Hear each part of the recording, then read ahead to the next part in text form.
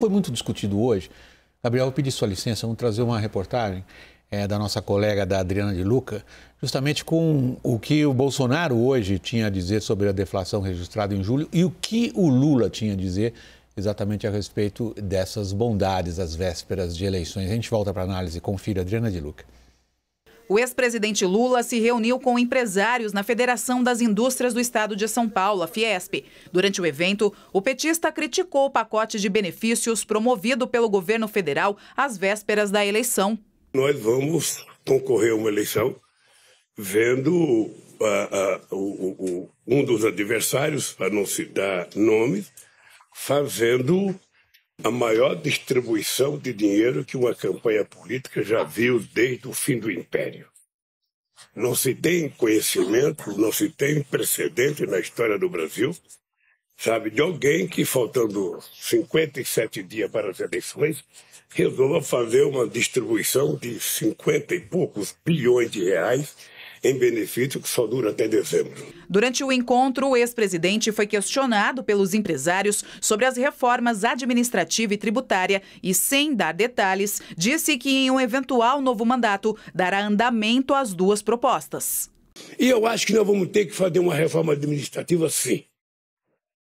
Eu acho que é preciso, tem pouca gente ganhando muito e tem muita gente ganhando muito pouco. Jair Bolsonaro, principal adversário de Lula nas eleições, também dedicou a agenda para tratar de temas relacionados à economia. O presidente participou nesta terça-feira de 3 eventos aqui em São Paulo, cujo foco era conquistar o apoio de setores importantes, como o agronegócio e o mercado imobiliário. Bolsonaro também participou do lançamento de um novo serviço da Caixa Econômica Federal voltado às mulheres e aproveitou a ocasião para divulgar o início do pagamento do novo auxílio emergencial, que agora é de R$ 600. O presidente falou ainda sobre o resultado do IPCA de julho, que registrou a primeira queda da inflação em 2 anos. O que mais pode prejudicar um país a não ser a excessiva carga tributária? E fomos buscar soluções. Conseguimos aprovar, com a maioria do parlamento, um teto de ICMS para os essenciais: combustíveis, energia elétrica, comunicações e transporte. Todos estão sentindo o que está acontecendo, coisas boas. Acabou de ser anunciado agora mais uma deflação.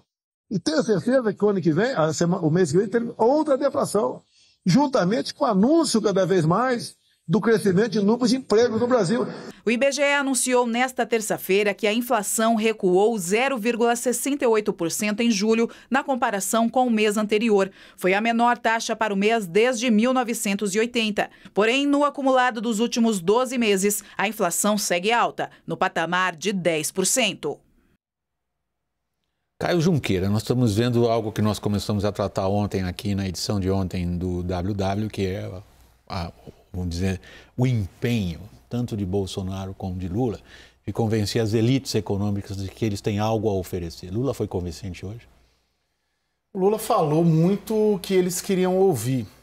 E eu pego muito mais também pela parte política, eu acompanhei as 2 horas de debates ali na Fiesp, muito mais pela parte política também do que pela parte econômica. Teve reforma administrativa, teve reforma tributária, teve lá garantia Soidio, teve, vejam o meu primeiro mandato como foi, teve tudo isso. Mas teve muito estabilidade, credibilidade, calmaria política. Ele foi muito pelo aspecto político e criticando muito o presidente Jair Bolsonaro pela instabilidade, pela falta de segurança política e jurídica, que também, e os impactos disso, né, dessa tecnologia do governo Bolsonaro, né? Da instabilidade constante, da canelada, do conflito, e como isso afeta nos empresários. Então, sob esse aspecto, sim. E me chamou muita atenção como ele mencionou, isso é coisa de macaco velho da política, né? Como ele explorou muito aspectos do governo dele, do primeiro e do segundo governo deles, que os empresários gostavam. Roberto Rodrigues, né, que foi ministro da Agricultura, citou o Furlan, citou o MDIC, falou a certa altura que o MDIC, que é o Ministério do Desenvolvimento, Indústria e Comércio, que ele já disse que retomará, o sujeito tem que ser um mascate para sair vendendo o Brasil pelo mundo. Então, é um discurso focado para aquela plateia. Então, sob esse aspecto, sim, pelo que eu ouvi depois, acho que foi sentir ali que foi positivo. Mas a gente sabe que se fosse uma plateia de sem terra, se fosse uma plateia de sindicalistas, o discurso vai se adaptando, né? Raquel. William, teve 2 pontos, 3 na verdade, que me chamaram bastante atenção. Primeiro, essa menção às reformas, que o presidente Lula ainda não tinha feito diretamente, está sem nenhum detalhe, onde a gente não consegue avançar muito. Ele fez várias vezes menção às questões ambientais, que é um tema que é bastante importante para um segmento da indústria, um segmento mais internacionalizado, que está perdendo negócios. E uma fala dele, que ali eu acho que cala fundo no coração de algumas pessoas da Fiesp, é essa fala da reindustrialização. Estava, inclusive, ali na plateia Luciano Coutinho, que foi presidente do BNDES. Então, ele vem muito com uma história. Eu até questionei uma fonte, mas falei, mas então vocês estão achando bom se voltar à política dos campeões nacionais? O Mercadante disse, né? Nós estamos mapeando, escolhendo setores. Para mim, parecia toda uma história muito repetida e que já não funcionou. Mas, para aquela plateia de empresários que, sim, apoia a política industrial, é uma fala que é bem recebida, é música para os ouvidos. Gabriel? Acho que se eu puder só dar um pouco da visão do mercado sobre esses 2 pontos, a agenda ambiental e essa parte da política industrial. Eu acho que como drivers de crescimento econômico são extremamente relevantes. A gente perde hoje investimento por conta queiramos ou não, por conta da visão que o Brasil tem do ponto de vista ambiental lá fora. A visão que se tem lá fora sobre nós, sim. Ele mencionou várias vezes, né? A gente precisa de uma política ambiental forte para ser respeitada e para ganhar dinheiro com ela. Sim, e isso, para mim, na minha opinião, é o passaporte do Brasil para sair da armadilha de baixo crescimento, da armadilha de pobreza. O Brasil tem que ser líder, tem todas as condições de liderar essa agenda verde, né? Economia de baixo carbono, dada a nossa matriz energética, enfim, e as nossas riquezas naturais. Então, acho que esse é um issue, essa é uma agenda que precisa ter inteligência para tocar. E a parte de agenda industrial, de política industrial, se abriu uma oportunidade no cenário internacional por conta das tensões geopolíticas. A gente está vendo um movimento de reshoring, né?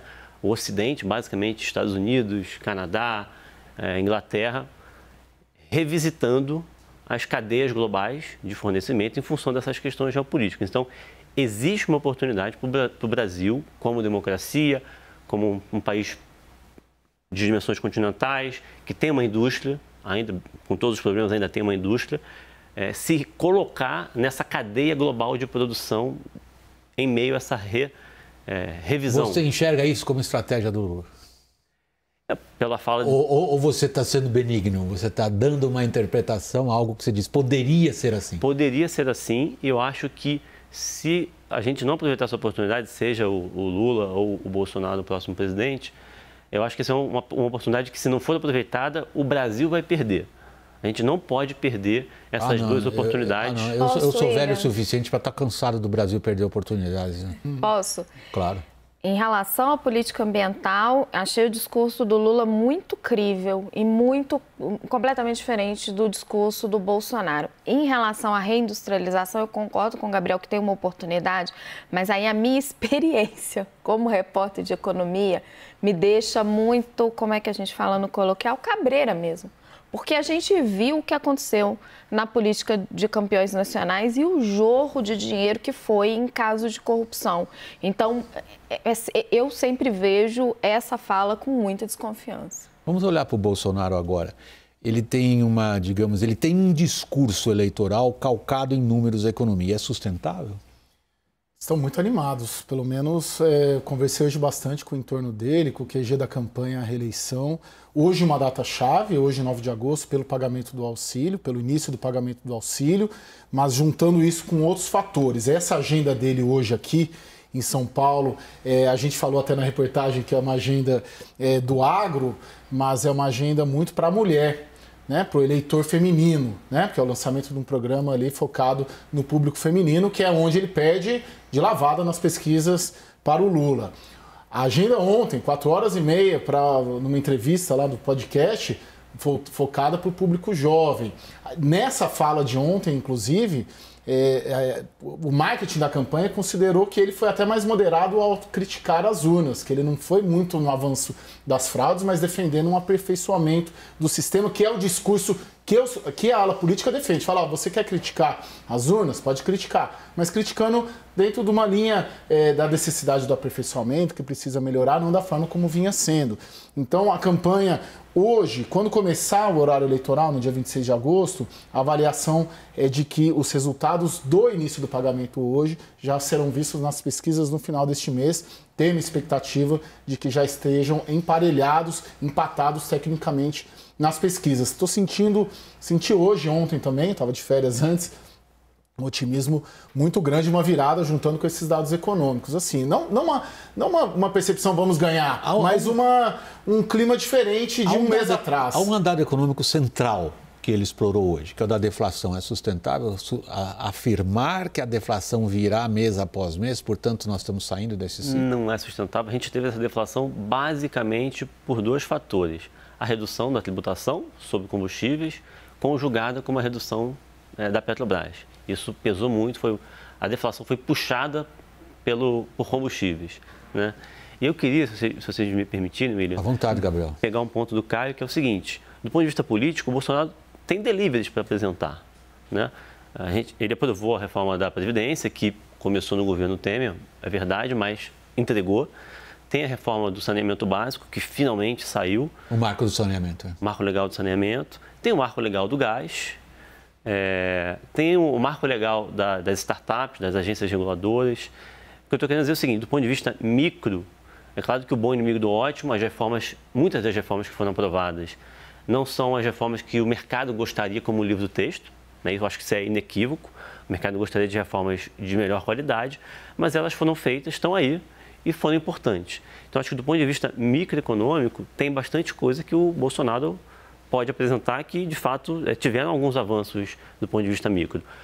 Agora, do ponto de vista macro, que eu acho que a gente continua com o calcanhar de Aquiles. A gente, do ponto de vista fiscal, por exemplo, tem um problema que não é pequeno, a foto é boa, mas o filme preocupa bastante. E, no curto prazo, essa volta, né, essa queda da taxa de desemprego está ajudando muito e está voltando muito, o desemprego está caindo bastante na esteira da reabertura da economia, né? Isso é um ponto positivo para o governo. De fato, está desacelerando bastante o desemprego, já voltou para níveis de 2015, apesar de a renda real ainda está negativa por conta da inflação alta. Gabriel, você vai falar alguma coisa? Não, eu só ia colocar que, do ponto de vista... o presidente Jair Bolsonaro falou que o mês que vem deve ter deflação. É que vocês, economistas, vocês colocam, claro, o filme, né? Colocam a fotografia inteira. Do ponto de vista político-eleitoral, tendo a deflação em agosto e a deflação em setembro e a deflação em outubro, resolve, quer dizer, não resolve a vida dele, mas ajuda bastante. E todo mundo só funciona nesse modo. E eu penso que... quando eu ouço muito essa leitura das reformas micro, a gente tem que considerar que não basta você ter uma equipe econômica que só defenda ideário liberal. Você tem um Congresso Nacional, você tem um conjunto de forças políticas, e isso acaba travando até o avanço de grandes reformas. A Raquel quer interferir, eu tenho que ir para o break. Rapidinho. Eu acho o seguinte, William, essa deflação, sim, ela foi induzida pela interferência ali no preço dos combustíveis. Ela vai voltar um pouquinho quando voltarem os impostos federais dos combustíveis. Ela ainda está muito disseminada, mas o mercado de trabalho está surpreendendo muito positivamente, mais do que a gente imaginava. A sensação que eu tenho aqui, do ponto de vista político-eleitoral, é tudo uma questão do timing. Eu acho que nem Bolsonaro esperava. A gente não esperava, a campanha do Lula também não esperava. O Lula acusou o golpe hoje, quando ele falou no maior programa de compra de votos. Tanta notícia positiva na economia na véspera da eleição. Isso eu acho que, assim, independente do que provocou, e foram medidas eleitoreiras que provocaram, você tem uma percepção. Só para lembrar, antes do break, William, mais de 290 bilhões de reais de estímulos. Exato, isso explica por que melhorou tanto o mercado de trabalho. É isso. Gabriel, nosso muito obrigado pela sua presença, sua participação aqui na nossa roda de análise. Gabriel Barros, economista-chefe da Ryle Asset e diretor da Instituição Fiscal Independente.